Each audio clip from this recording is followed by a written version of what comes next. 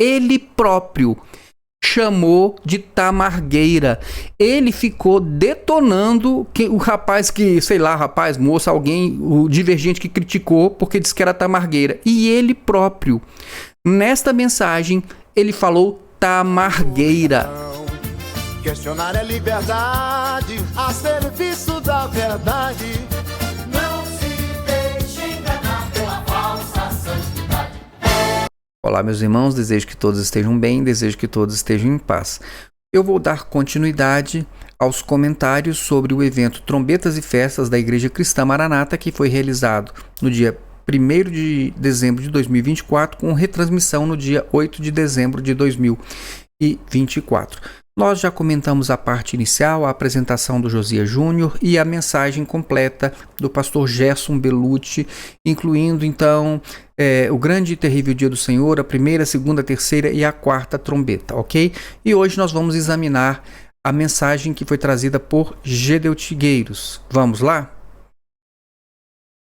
Bom, então, lembrando que todo o texto da mensagem, tudo que foi dito por Gedeuti e mais os nossos comentários vai estar no site Celeiros. E eu vou deixar o link na descrição. Bom, inicialmente eu queria só dizer o seguinte, o Gedeuti, ele falou, meus irmãos, meus amigos, estamos numa festa, e de fato me lembrou uma festa onde o aniversariante é o centro das atenções. E o aniversariante aqui era a Igreja Maranata e o seu fundador, Gedeu Tigueiros. Todas as atenções foram voltadas para eles. A apresentação inicial foi para mostrar, então, toda a glória da Igreja Cristã Maranata, a beleza do seu Manaim, tudo aquilo que eles construíram, tudo aquilo que eles têm de tecnologia, de alcance e tudo mais. Ou seja, mostrou toda a beleza e a glória da Igreja Maranata e, ao final, tivemos a grande festa culminando aí num almoço para todos os convidados. Foram convidados apenas pessoas especiais para este evento, assim como no seu aniversário você convida apenas aquelas pessoas que você escolhe, tá certo? E essas pessoas tiveram ali um almoço no final. Então, de fato, concordo com Gedeuti, houve ali uma grande festa. Gedeuti, ele faz uma afirmação aqui que, ao meu ver, é uma preterição. Vou dar o exemplo. Ele disse o seguinte: a igreja ela tem um compromisso, ela não existe porque é uma religião. E quando fala nisso, toda religião é boa, sem exceção. Mas a igreja ela tem uma missão, ou seja, a religião é boa, sem exceção, toda religião é boa, mas, ou seja, é boa, mas não é boa. É boa, mas é ruim. É boa, mas não presta. Então, aí, por quê? É a igreja que é bom. E qual é a igreja? A igreja é a Igreja Cristã Maranata, que é a igreja fiel. Então, quer dizer, é uma forma que Gedeuti tem de poder, vamos dizer assim, dar uma disfarçada nas suas intenções. Ele quer dizer que a religião não presta, mas para poder não causar uma impressão, uma repulsa nas pessoas, não, toda religião é boa, mas agora ele vai passar toda a mensagem tentando mostrar para você que a religião não presta, nem religião e nem cristianismo. Bom, eu coloquei aqui algumas mentiras introdutórias, porque eu vou ler aqui o que Gedeuti falou. Ele disse o seguinte: nós não queremos tirar as pessoas do seu comodismo, seja ele religioso, espiritual, familiar, nada disso. Ninguém precisa mudar de endereço para nada. Isso não é verdade. A Igreja Maranata ela é proselitista e este evento ele é proselitista.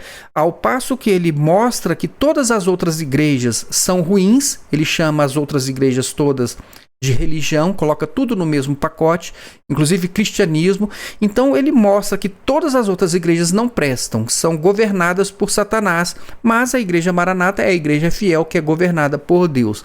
Ora, se eu estou dizendo para você que as outras igrejas são governadas por Satanás e esta aqui é governada por Deus, qual é a conclusão lógica que você chega? Bom, então eu não posso ficar nessa aqui que é governada por Satanás, seja ela batista, presbiteriana, assembleia, qualquer que seja.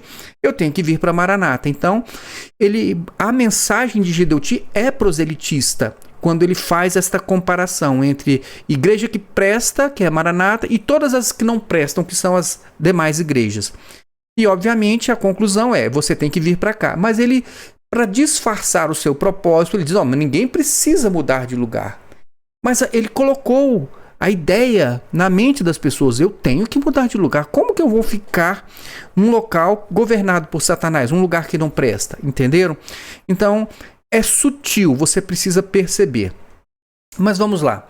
E aqui eu coloquei que a soberba não poupa Israel, porque Gedeuti se apresenta como se ele tivesse uma mensagem para Israel. A primeira parte da mensagem dele é dizer que eles têm uma mensagem para Israel e ele compara esta mensagem ao chamar de Israel. O que é o chamar de Israel? O chamar de Israel é aquele ritual de oração diária dos judeus, onde eles vão citar alguns textos bíblicos. Eu deixo todos eles anotados aqui para você, se você quiser ver, tá? Eu deixo anotado neste texto, que vai estar também no site Celeiros. Então eu coloquei os textos de Deuteronômio e de Números. Então o que acontece? O chamar de Israel é exatamente aquele ritual de orações diárias do povo judeu, onde eles estão dizendo que a lei e os mandamentos do Senhor, eles devem ser ouvidos, guardados no coração, chamando a atenção das pessoas para a importância de guardar a palavra de Deus, a lei e os mandamentos. Então, o chamar de Israel é direcionado para a lei de Deus, tá certo? Não tem a ver aqui com o período da graça, como se fosse uma chamada de Deus ao povo de Israel, por meio de quem? Por meio da Igreja Cristã Maranata. É muita soberba, você não acha? Mas enfim, vamos passar adiante, tá bom? Gedeuti, ele faz aqui uma apresentação onde ele fala em 3 dispensações. Eu já falei sobre isso. O dispensacionalismo, ele fala em 7 dispensações, a Igreja Maranata fala em 3 dispensações, e eu até não vejo problema, ele pode falar quantas quiser, porque são teorias. Mas acredito que ele deveria, então, explicar exatamente quais são as características de cada um destes períodos, de cada uma dessas dispensações. Eu sinto falta disso, tá bom? Enfim, você vai ter isso aqui no site, você pode depois ler com mais calma. Eu vou pular aqui apenas para as partes que eu acho mais interessantes. Então, olha só, outra coisa que é bem interessante, que neste evento, Gedeuti fala assim, quando nós falamos Maranata, nós não somos uma religião. Obviamente, ele está dizendo que religião não presta, então ele tem que se colocar do lado de fora da religião. Mas ele diz, nós somos pequenos, mas estamos fazendo aquilo que temos que fazer. Eles são pequenos. Gedeuti diz, nós somos pequenos, mas o evento todo, desde o início, ficou tentando mostrar a grandeza da Igreja Maranata e, inclusive, soberbamente dizendo que tem uma mensagem para Israel, que seria o chamar de Israel. Então, quer dizer, não é uma coisa de quem se acha pequeno, não é verdade? Mas vamos lá, e ele volta a dizer, olha, ninguém precisa mudar de lugar. Não é verdade, a ideia é proselitista. Gedeuti, ele vai fazer essa distinção entre Israel e igreja, e eu quero só dizer aqui para vocês que diversos teólogos, eles não entendem esta divisão. Eles entendem que há uma unidade do povo de Deus a partir de Jesus, tá bom? Então, mas é só uma informação para vocês que eu quero passar adiante. E ele vai dizer aqui, então, que quando ele está falando de Israel, que Israel secou. Quando que Israel secou? A partir do momento, então, que eles rejeitam o Senhor Jesus e o povo, e não o sacerdote, como o Gedeuti falou. O Gedeuti falou que o sumo sacerdote falou, caia sobre nós o sangue deste justo. O povo disse, caia sobre nós e sobre os nossos filhos o sangue deste justo. Então, depois disso, veio uma grande perseguição sobre o povo de Israel. Inclusive, no ano 70, o general Tito entrou, destruiu a cidade, destruiu o templo e tudo. E Gedeuti dá a entender, então, que é o momento em que a figueira seca. E a partir deste momento, então, inicia-se o período da igreja. E como eu falei, nem todas as pessoas vão acreditar assim. Eles vão entender de uma forma mais de união, conforme diz o próprio livro de Gálatas, que fala que não há judeu nem grego, né? Todos são um em Cristo Jesus. Então, nem judeu, nem grego, nem homem, nem mulher, nem escravo, nem livre. Todos são um em Cristo Jesus. Mas eu estou aqui chamando a atenção rapidamente apenas às questões principais, tá bom? Aí Gedeuti vai falar de lares em aflição. Veja só que coisa interessante, ele fala em lares em aflição e ele conta um exemplo. Ele tinha um amigo que tinha 4 esposas e estas mulheres, elas no final do dia, elas se voltavam contra o marido que tinha vontade de dormir debaixo de uma ponte. Ele podia ter até 7 mulheres, disse Gedeuti. Aí ele conclui assim, vejam só, meus irmãos, os lares estão em aflição. Não só quem tem 4 não, com uma só. Ou seja, o lar está em aflição por conta de quê? Por conta da mulher. Você não acha isso bastante injusto? Qual é o motivo dos lares em aflição? A culpa é de quem? A culpa é da mulher. Vocês se lembram que a Igreja Maranata, Já isso nas palavras do pastor Amadeu Loureiro, ele diz o seguinte: olha, o obreiro, ele não é levantado diácono. Olha, vai dar uma olhadinha bem, que a culpa provavelmente é da mulher. O diácono não é levantado e ungido? Vai ver. O problema está na mulher. Então eles gostam muito de colocar a culpa de tudo nas mulheres. E isso me faz lembrar que, embora eu não seja maçom e também nem tenha conhecimentos profundos sobre a questão da maçonaria, mas uma coisa eu sei: na maçonaria a mulher ela é excluída, ela não pode entrar, participar e nem deve ficar sabendo as coisas que são tratadas ali pelos seus maridos. E eu acho bastante interessante, estou fazendo essa lembrança por conta disso, porque na Igreja Cristã Maranata você ouve Gideuti falando mal do cristianismo, todas as igrejas, fala mal das seitas, fala mal da religião como um todo, fala mal da Igreja Católica, fala mal de tudo, fala mal de todos. Gideuti generaliza e coloca todo mundo no mesmo pacote, fala mal do governo, fala mal dos líderes e tudo. Mas você já escutou falando isso aqui da maçonaria? Eu pergunto para você, se você já escutou alguma vez Gideuti fazendo qualquer comentário, por menor que seja, sobre a maçonaria, deixa aí nos comentários. Eu nunca ouvi, tá bom? E aí os lares estão em aflição, a culpa é da mulher. E ele diz que o amor, então, se esfriaria. Ele está fazendo referência, então, aos tempos que nós vivemos, né? O tempo que se aproxima, então, segundo ele, da vinda de Jesus no toque da quarta trombeta. Mas acontece o seguinte, que a Igreja Cristã Maranata ela não tem autoridade para falar sobre amor, nem que esfriou, porque simplesmente uma coisa que não existe na Igreja Maranata. E eu vou dizer por quê. A Igreja Maranata, se ela entendeu que o amor é o amor ágape, que é atitude, e que inclusive é uma atitude de misericórdia, ela deveria ter algum projeto que fosse para idosos, né, ou viúvas, idosos, terceira idade, ou orfanato, crianças abandonadas, não tem, ou alguma clínica de recuperação de viciados, também não tem. E se um membro da igreja passar por alguma necessidade, alguma aflição e precisar de um socorro, eles não usam o dinheiro da tesouraria, eles mandam as pessoas da igreja local fazer vaquinha. Não pode usar o dinheiro da tesouraria e eles não têm um plano, um projeto de socorro com o dinheiro da igreja às pessoas que ficaram desempregadas, que precisam de um remédio, que precisam de um exame, né? Ou que estão passando um momento difícil na vida, precisam de um auxílio até de alimentos. Eu nunca vi um projeto da igreja para poder a pessoa ligar e olha só, é só ligar para o número tal que você vai ser socorrido. Não conheço. Então, falar de amor é difícil, né? E quanto mais nós sabemos que a Igreja Maranata processa pessoas, processa ex-membros. Então, quer dizer, eu não vejo que seja a Maranata quem tem autoridade para falar sobre amor, nem que esfriou. Nunca teve, a meu ver, é a minha opinião, tá bom? E eu achei interessante também que toda hora ele fala do governador.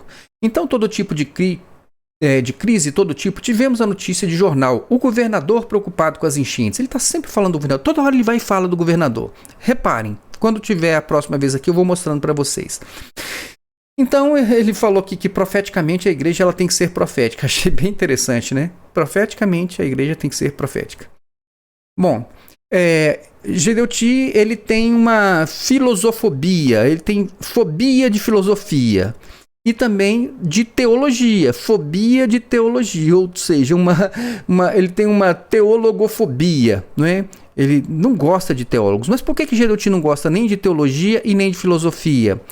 Por quê? Porque ele sabe que as pessoas que têm acesso ao conhecimento provavelmente não vão mais depender ali da igreja dele e nem das informações que ele passa como se viessem de Deus. Se as pessoas aprenderem a pensar e também buscarem o conhecimento da palavra de Deus, não vão mais ser arrastados cegamente por estes ensinamentos de Gideuti. Então, Gideuti tem que evitar que as pessoas tenham acesso ao conhecimento e muito menos que eles aprendam a pensar, que é uma coisa que você tem na filosofia. A pessoa, ela aprende a raciocinar de maneira lógica, tá certo? Na busca da verdade e do conhecimento. E aí, se a pessoa ela está buscando a verdade e o conhecimento por meio da palavra de Deus, ela vai encontrar, ok? Mas vamos lá?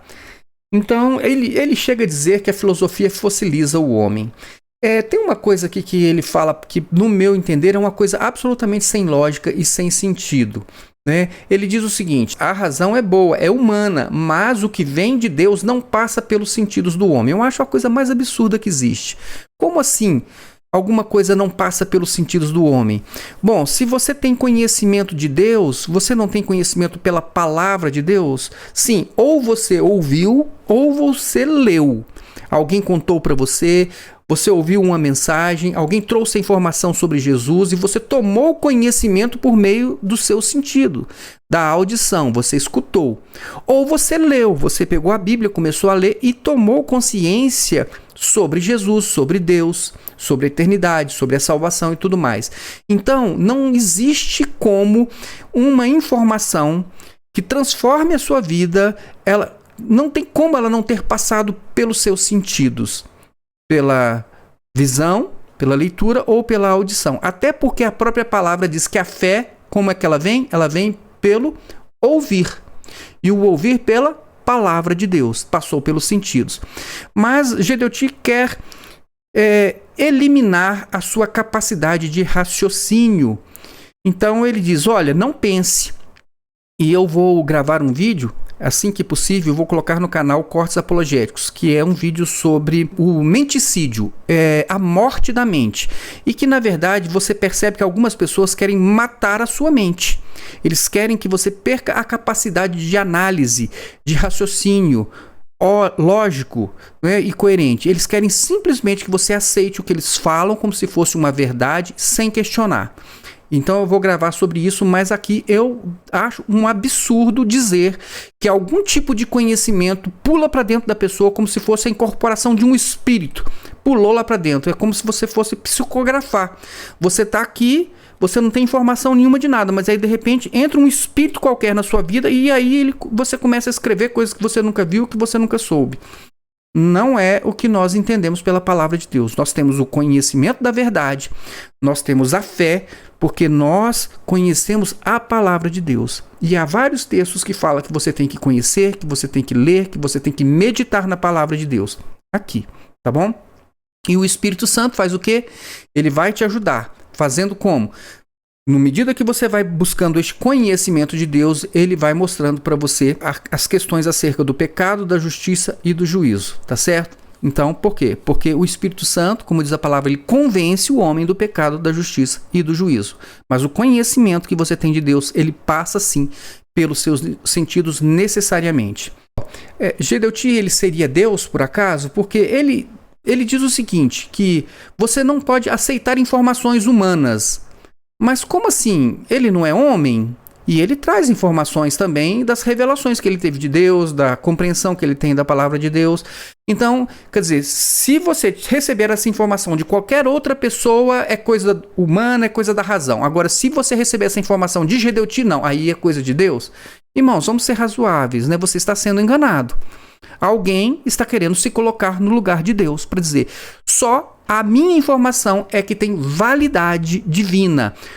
Qualquer outra informação, qualquer outro ensinamento, qualquer outra interpretação é coisa simplesmente da razão humana e você deve rejeitar. E aí, olha só, ele diz que filosofia muda de sentido. Irmãos, a essência da filosofia sempre foi a mesma, né? Buscar resposta para as questões fundamentais sobre a existência. Né? Conhecimento inclui a moralidade, aspectos da experiência humana. Tá bom? Você pode ter os métodos alterando ao longo do tempo, mas a essência da filosofia sempre foi a mesma. Ela não recebe essa mutação como Gedeuti deu a entender. Agora vejam só, ele diz que a prática não leva à eternidade. Isso é o mesmo que dizer que você pode ter fé e não ter obras. Bom, Tiago diz o seguinte, que a fé sem obras é morta.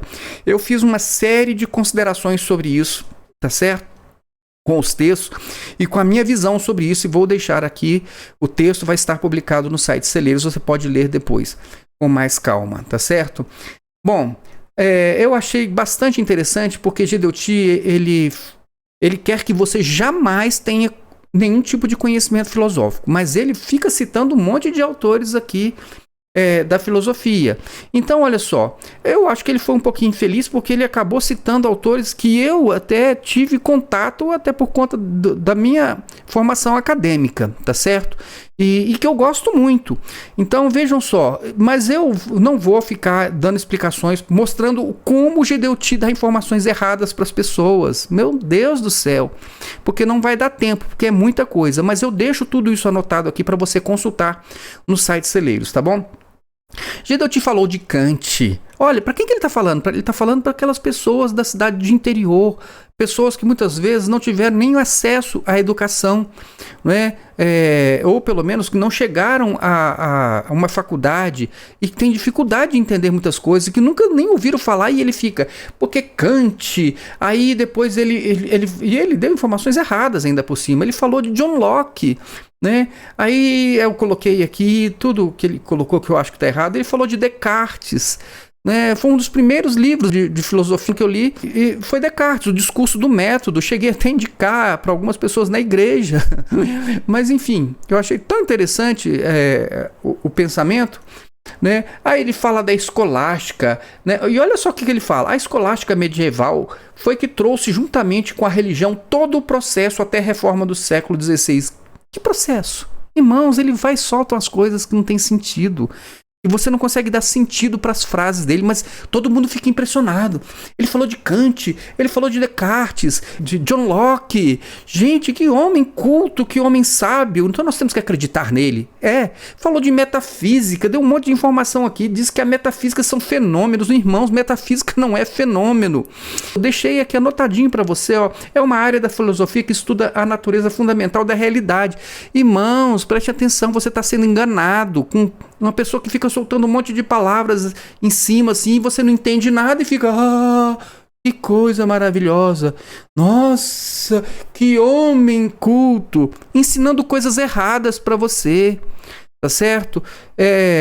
Lógico que nesse vídeo aqui eu não consigo passar isso, mas eu deixei as informações aqui para ler. Aí depois ele falou de Nietzsche, falou de Kierkegaard, falou de Schultz, Bultmann, Brunner, entendeu? Ele gosta de ficar citando essas coisas, por quê? Porque sabe que ninguém vai entender nada, né?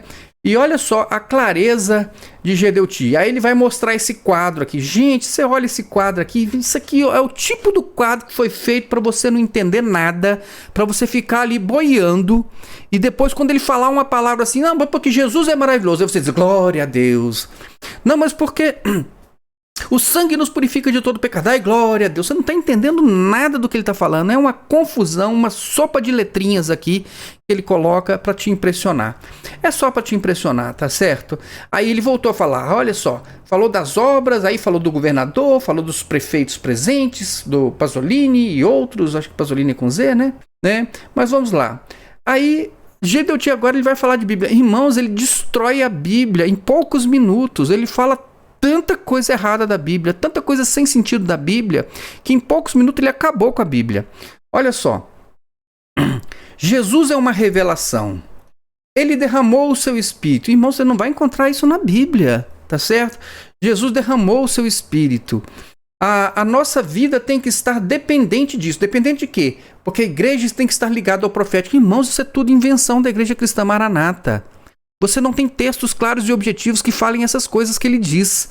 É tudo construção de Gedeuti e que deixa você confuso e achando que, santo homem de Deus aqui, profeta de Deus.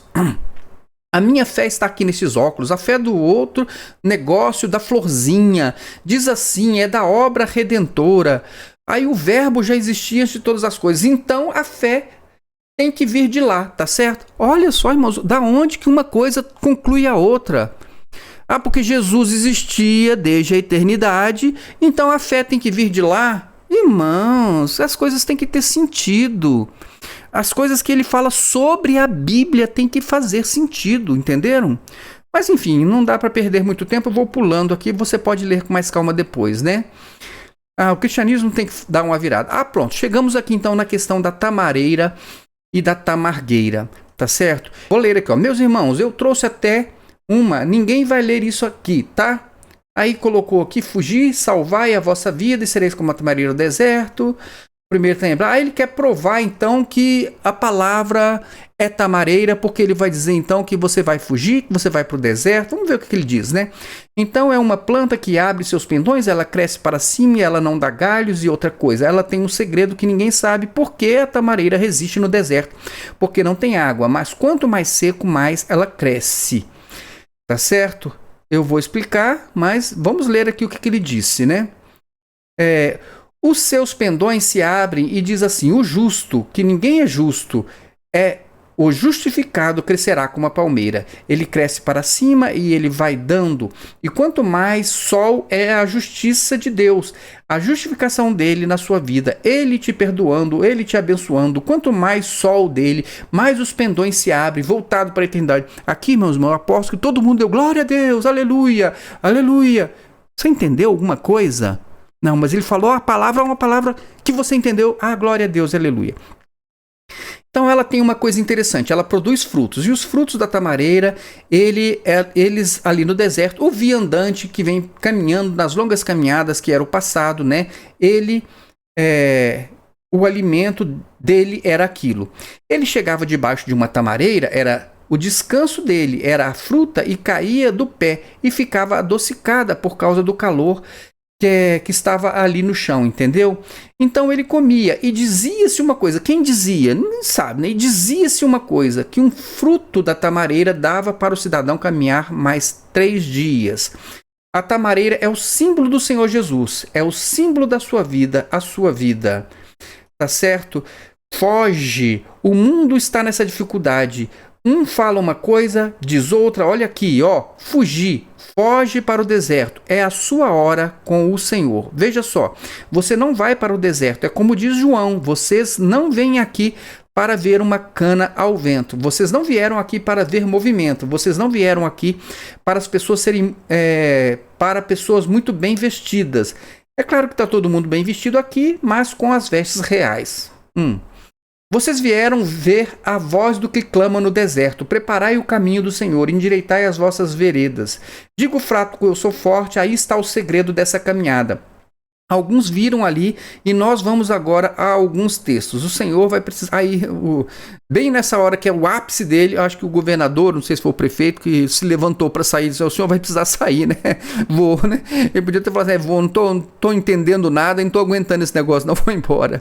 Tô brincando, né, irmãos? Não sei o que foi que aconteceu, mas ele teve que sair. Mas olha só, primeiro o Gedeuti se compara com João Batista. Você não veio aqui, você veio aqui para ouvir a voz do que clama do deserto. Gedeuti? Ele está se comparando com João Batista. Mas vejam só, então a tamareira é o Senhor Jesus, então é hora de você fugir. O mundo está em aflição, você tem que fugir, você vai para o deserto, né? E ali você vai ser uma tamareira, você vai ter fruto para o viandante, você vai evangelizar, vai falar de Jesus e dá para comer 3 dias você poder andar. Alguma coisa assim. Mas, meus irmãos, a questão aqui não é nem a tamareira, a questão é o seguinte: Gedeuti, ele foge absolutamente do texto bíblico. O que diz o texto bíblico? Olha só, primeira coisa, era uma sentença contra Moabe. Todo o texto, né, aqui de Jeremias, neste capítulo, ele é 48, ele é uma sentença sobre Moabe. E ele é uma sentença onde Deus deixa claro: olha, a sentença sobre Moabe, ela, por que razão? Porque Moabe é soberbo, é arrogante. E ele achou que fosse escapar. Ele achou que fosse sair ileso dessa situação. Então, e Deus está falando: você não vai escapar. Mas o que aconteceu? Em Moabe tem diversas cidades. E então a ofensiva de Nabucodonosor foi se aproximando, cidades foram sendo dominadas, e aí o terror chegou até algumas cidades de Moabe, como a Oronaim. E aí o que acontece? As pessoas da cidade entraram em pânico quando eles perceberam o que estava acontecendo quando Nabucodonosor tomava a cidade. E as pessoas começaram a ficar desesperadas. E o que aconteceu? Algumas pessoas de Oronaim começaram a clamar. A ideia é o seguinte: vamos fugir para o deserto para a gente tentar escapar dessa destruição que virá e que está vindo sobre a cidade, né, para nossa cidade. Vamos fugir para o deserto. Quem sabe lá, ainda que vivendo sozinhos, ainda que vivendo num lugar que não é este lugar aqui onde nós temos casas, habitações, comércio e tudo mais, mas ainda é melhor a gente ficar lá, porque se a gente ficar lá, a gente pode sobreviver no deserto, seja como arbusto, seja como tamareira, seja como for. Então a ideia é essa, não é Deus que está mandando as pessoas fugirem. Não é Deus que está mandando, são as pessoas da cidade que estão gritando umas para as outras: olha, vamos fugir para o deserto, né? E lá você pode de repente ser uma tamareira, uma tamargueira ou um arbusto no deserto. Então isso é como eu entendo, tá certo? Respeito demais quem até entende diferente, quem fica tentando achar explicação para o termo da tamareira, da tamargueira, tá ótimo. Mas a questão aqui do contexto é essa. Vamos ler, deixa eu achar o texto aqui e vou ler para vocês o texto, tá certo? Para que vocês vejam aqui, ó. Ouçam os gritos de Oronaim. Ouçam os gritos de Oronaim. Quem está gritando é o profeta? Não, as pessoas lá estão em pânico, estão gritando.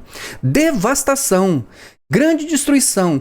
Moabe está destruída. Nabucodonosor já tinha invadido os termos de Moabe e ele vinha destruindo tudo. É o grito que se ouve até Zoar, até distante. Tá todo mundo gritando. Tá todo mundo gritando o quê? Devastação. Então, as pessoas da cidade estão gritando. Eles sobem pelo caminho para Luíte, chorando amargamente enquanto seguem. Então tem gente que está saindo da cidade, está tentando ir para algum outro lugar e eles vão gritando e clamando. Eles estão em desespero, eles estão em pânico.